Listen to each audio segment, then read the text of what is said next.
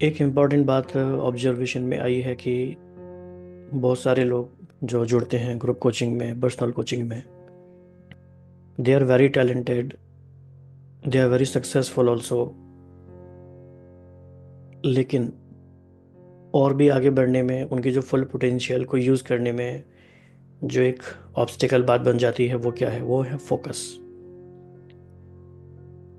They have lot of resources also, they have good intentions, लेकिन फिर भी कहीं ना कहीं जिस तरह की अभी हमारी लाइफ हो गई है, इसमें इतने डिस्ट्रैक्शंस हैं। और डिस्ट्रैक्शंस वो कोई ख़राब चीज़ों के आते हैं ऐसा नहीं है। Even good things are so many कि they these things itself become a distraction. कोई भी चीज़ बहुत ज़्यादा क्वांटिटी में हो जाती है तो डिस्ट्रैक्शन बन जाती है। तो उसका क्या सॉल्यूशन है, कैसे उसका क्योर हो, उसको हम समझेंगे आज डेनियल गोलमैन की बुक फोकस के through. He is a very important author जिन्होंने इमोशनल इंटेलिजेंस के कॉन्सेप्ट को पूरी दुनिया को इंट्रोड्यूस करा। और फोकस के लिए इन्होंने सब टाइटल आज दिया है इस बुक में, the hidden driver of excellence. Focus वो हिडन ड्राइवर है जो एक्सेलेंस की तरफ आपको ले जाता है।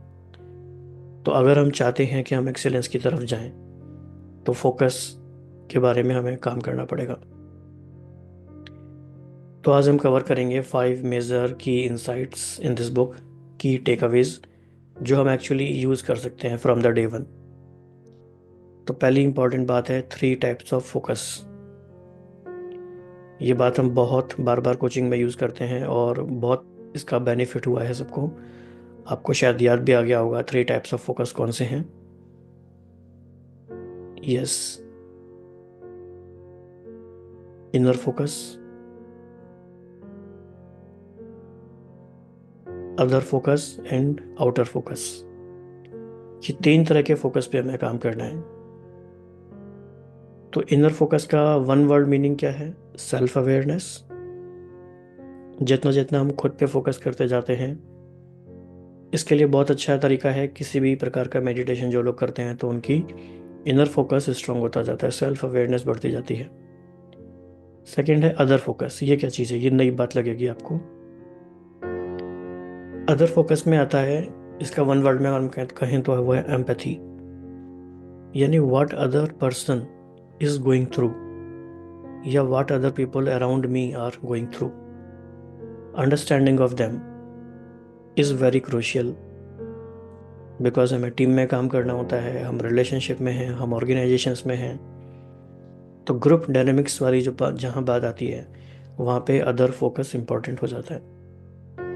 थर्ड है आउटर फोकस। ये भी बहुत नया टर्म है और काफ़ी अच्छा है ये टर्म। इसको अगर वन वर्ड में या 2 वर्ड्स में कहा जाए तो वो है understanding systems, larger picture, larger systems in which we are operating, the ecosystem in which we are operating, right? Because we are not operating in vacuum. तो इन तीनों बातों को समझने के लिए क्या क्वेश्चन हम अपने आप से पूछेंगे? Which type of focus do I need to strengthen the most? किस पे मुझे काम करना है? हो सकता है किसी का इनर फोकस पहले से अच्छा हो, अदर फोकस अच्छा ना हो, किसी का आउटर फोकस बहुत ज़्यादा अच्छा हो लेकिन इनर फोकस अच्छा ना हो। तो इन तीनों में बैलेंस लेकर आना या इन तीनों पे काम करना ये इम्पोर्टेंट है। तो ये आज का हमारा पहला टेक अवे है। इनर फोकस के लिए समझ लेते हैं इसको, और इनर फोकस और डेप्थ में क्या है? Ability to monitor your own thoughts, feelings, emotions, and this is the basis for intuition and decision making.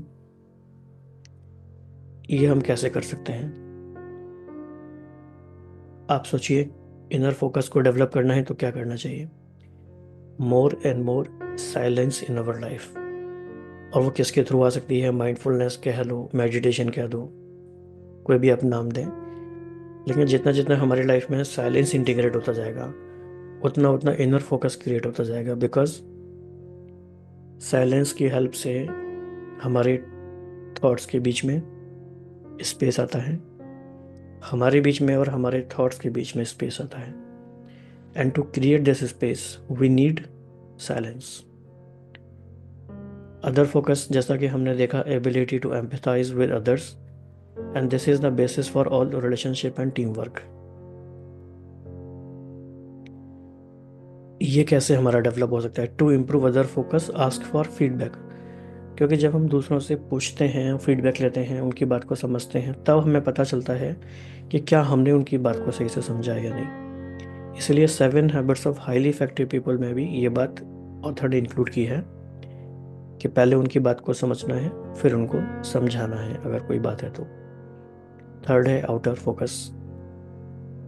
This is new for you, ability to understand larger forces और systems, and this is the basis for strategic thinking.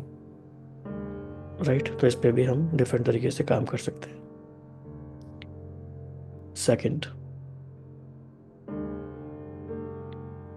Focus के लिए पहला हमने देखा 3 types of focus, अभी हम देख रहे हैं सेल्फ अवेयरनेस। जितना जितना हम सेल्फ अवेयर होते जाएंगे, उतना उतना हमारा फोकस ऑटोमेटिकली इंक्रीज होता जाएगा। क्या मीनिंग है इसका? जितना जितना हम अपनी वैल्यूज़ को, स्ट्रेंथ को और इमोशंस को, इमोशनल ट्रिगर्स को समझते जाएंगे, तो फिर हमें ये पता लगता जाएगा कि जो डिसीजंस हम ले रहे हैं वो राइट डायरेक्शन में है या नहीं है। और राइट डायरेक्शन में होगा तो ही फोकस होगा, अदरवाइज तो नहीं होगा। तो what you can say to yourself, I understand myself deeply, which guides my actions with purpose. तो फोकस हमारा इंप्रूव होगा। थर्ड पॉइंट, माइंडफुलनेस यानी silence, sharpening the inner lens. तो practicing mindfulness improves focus by training your brain to stay in the present moment, reducing mental clutter. Focus क्यों नहीं है? Reverse अगर हम देखें तो फोकस क्यों नहीं है? क्योंकि मेंटल क्लटर बहुत है, बहुत मन में चीज़ें भर जाती हैं दिन भर में। मेंटल क्लटर अगर रिड्यूस हो जाए तो जो चीज़ है वो दिखने लगेगी एज इट इज़, यानी फोकस। इसके लिए कोचिंग क्वेश्चन क्या है? How can I incorporate more silence into my daily routine? क्योंकि अभी हम सबकी लाइफ इस तरह की है कि उसमें बहुत सारा इनपुट, बहुत सारा है। एक तो प्रोसेसिंग का टाइम नहीं है, दूसरा साइलेंस का टाइम नहीं है। तो हम ऐसा क्या करें प्रैक्टिकली कि हमारे दिन भर में ज़्यादा साइलेंस हम इनकॉर्पोरेट कर पाए। ये भी बात अगर हमने कर ली तो ये हमें बहुत बेनिफिट करेगी। जैसे कि हम डेली, आपको पता ही है कि 1 PM पे फोकस सेशन होता है। तो इस तरह का कोई मेथड अगर आप अपने लिए बनाते हैं, क्योंकि ज़रूरी नहीं है टाइम आपके लिए सूट करे, तो आप किसी भी टाइम पे पोमोडोरो टेक्निक को फॉलो करते हैं साइलेंस में, तो it can help you. And there can be many other techniques as well, depending upon your time table.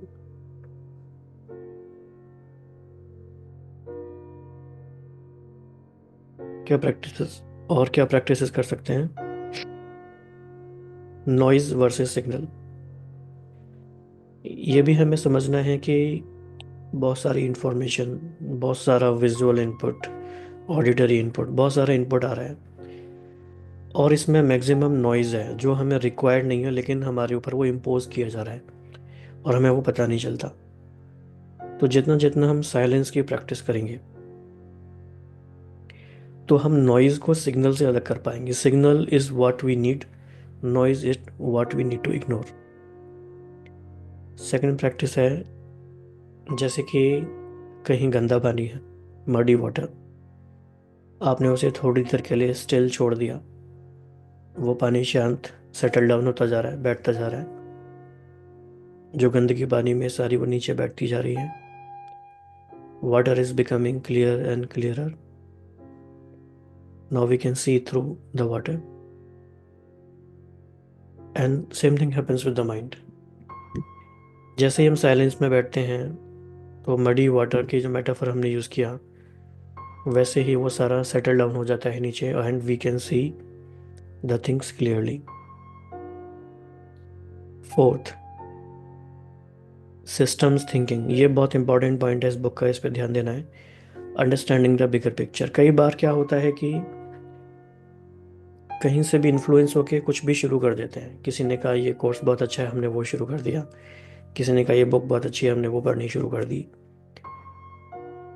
लेकिन भले ही वो अच्छी है, we are not denying it, अच्छा बहुत कुछ है, लेकिन मेरी जो बिगर पिक्चर है लाइफ की, उसमें ये कैसे फिट हो रहा है।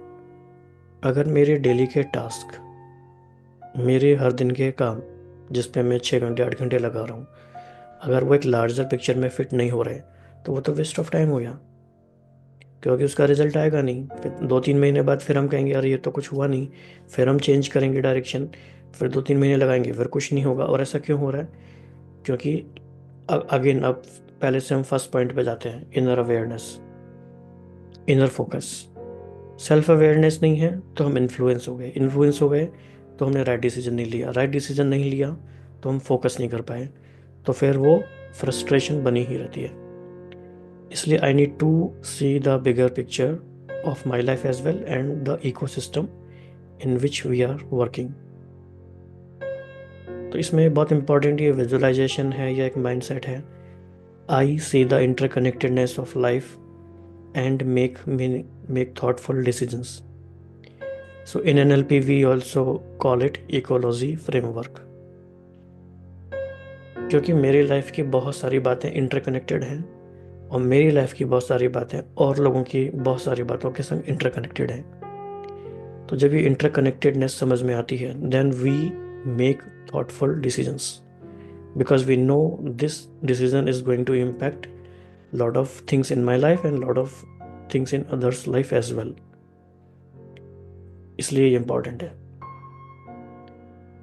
तो इसको समझना, इसको प्रैक्टिस में लाना इतना इजी नहीं है अनलेस कि उस पर हम थोड़ा और फोकस करके कुछ उस पर एक्सरसाइजेस करें। फिफ्थ है, ये एक तरह से रिजल्ट है फोकस का, या उसका एक तरह से क्राइटेरिया है समझने का कि अगर हम फोकस में हम आए हैं या नहीं आए हैं। जब फोकस हमारा मेंटेन हो जाता है तो फ्लो स्टेट आती है। फ्लो स्टेट में स्किल्स और चैलेंज का अलाइनमेंट परफेक्ट हो जाता है।